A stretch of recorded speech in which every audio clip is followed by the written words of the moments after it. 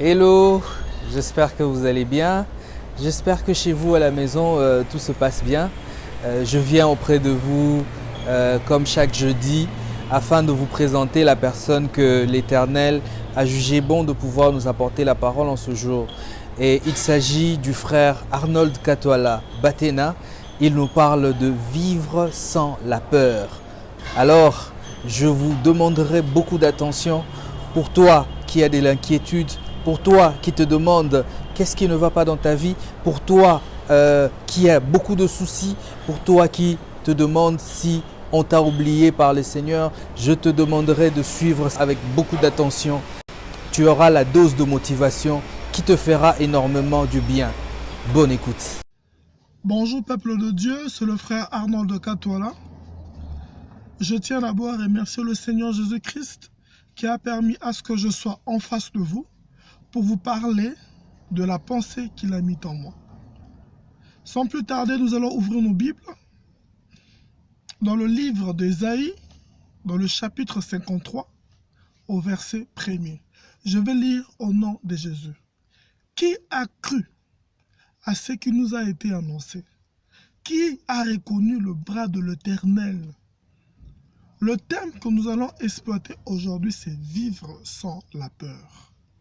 Vivre sans la peur. Je ne connais pas la nature de tes souffrances.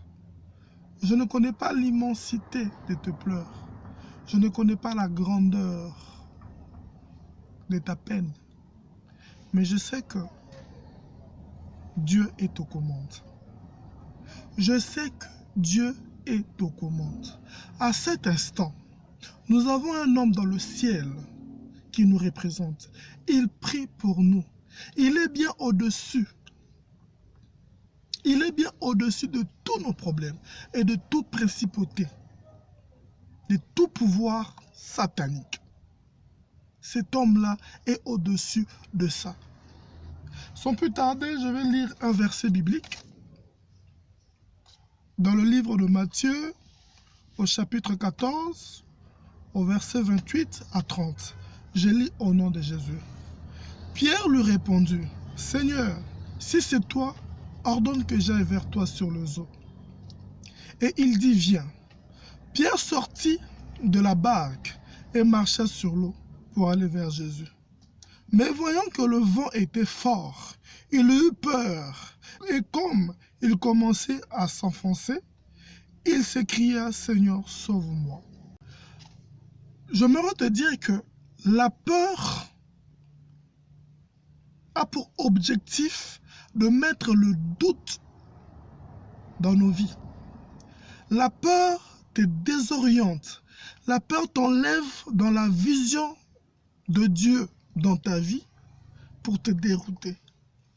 La peur t'enlève dans les promesses de Dieu. Tu dois bannir la peur. Bannir la peur. Ma Bible me dit que Jésus a été crucifié pour mes péchés. Ce grand homme de Jésus a accepté d'être crucifié pour moi. Lui qui n'a pas péché. Lui qui n'a pas commis de péché. Lui qui n'a pas tué, volé. Il est allé à la croix pour nos péchés. Et quand il est allé à la croix, il est allé avec nous. Quand il a été crucifié, à cause de cet acte, même la nature du péché a été supprimée. Et quand il a été enterré, quand il a été mis dans le tombeau, nous sommes allés avec lui. Et quand Dieu a décidé de le ressusciter, nous avons été ressuscités avec Jésus. Donc en nous, nous avons la vie de la résurrection. Quand Dieu a ressuscité le Seigneur Jésus-Christ, il est sorti avec un nouveau corps. Un corps sans maladie. un corps sans souffrance, un corps sans peine. J'aimerais te dire que la maladie n'a pas la place dans ton corps. La maladie n'a pas la place dans ton corps. La peine n'a pas la place dans ton corps. La souffrance n'a pas la place dans ton corps. Car tu dois déclarer que Jésus, tel que Jésus est, tel que je suis. Tu dois le déclarer tel que Jésus est, tel que je suis. Je vais lire encore quelques versets bibliques. Nous sommes au livre de Psaume, au chapitre 118, au verset 6. L'Éternel est pour moi, je ne crains rien. Que peuvent me faire les hommes dans ta famille? Les gens ne veulent pas que tu te maries. Dans ton travail, les gens ne veulent pas que tu aies de promotion. Dans ton quartier, les gens ne veulent pas te voir évoluer. Je veux te dire que Jésus-Christ est là. Jésus-Christ combat pour toi. Il te dit de ne craindre rien. Il est là avec toi. Pourquoi as-tu peur? Pourquoi laisses-tu la peur t'envahir? Tu as oublié le nom de Jésus-Christ. Ce n'est plus moi qui vis, c'est Christ qui vit en moi. Quand tu me combats, tu ne me combats pas moi. Tu combats le Christ qui vit en moi. Je vais lire encore un autre verset. Nous sommes au livre d'Ésaïe. Ne crains rien, car je suis avec toi. Ne promène pas tes regards inquiets, car je suis ton Dieu. Je te fortifie et je viens à ton secours. Je te soutiens de ma main droite triomphante. De ma main droite triomphante, je te fortifie. Je viens à ton secours. Belelaï Akoyoka. Peu importe la nature de ton problème, peu importe la nature, je ne sais pas, de tes attaques, c'est Dieu-là te fortifie. C'est Dieu-là a pris place pour toi. Il va combattre avec toi parce que tu es son enfant. Tu as accepté le Seigneur Jésus-Christ comme Seigneur et Sauveur. C'est depuis ce jour-là qu'il a voulu, qu'il a signé un contrat avec toi de toujours te protéger. Même quand tu étais dans le monde, il ne t'a pas laissé entre les mains du malin. Il a voulu toujours que tu sois près de lui et il t'a récupéré. Et pourquoi est-ce qu'à cet instant, il va te laisser? Laisse-moi te dire que tes épreuves ne sont pas plus grandes que le Seigneur Jésus-Christ que je connais. Je vais lire encore un dernier verset au livre de Philippiens.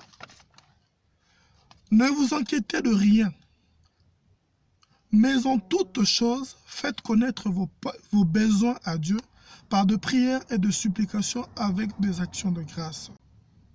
Et un temps de prière. Parle à ton Dieu. Parle à ton Dieu, le Seigneur Jésus-Christ. Ton problème n'est pas plus grand que Jésus-Christ. C'est Jésus qui est plus grand que ton problème. Demande à ce Dieu de te donner la force de surmonter tes problèmes. Demande à ce Dieu de te donner la force de marcher tête haute avec la foi. Tu connais l'histoire de Job. Il a tenu bon avec ce Dieu. Et nous devons tenir bon avec Jésus-Christ.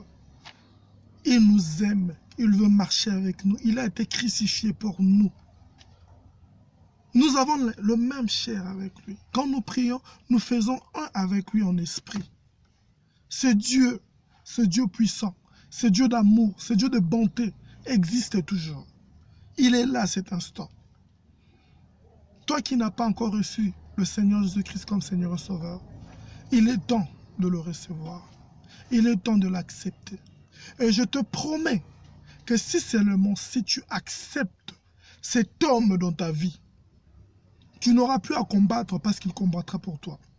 Je tiens à vous remercier d'avoir disposé de votre temps pour regarder ces vidéos. Je tiens aussi à remercier M. Dédé Katoala. Comme vous l'avez compris, c'est mon grand frère et que cette journée-ci soit béni. Amen, amen, amen.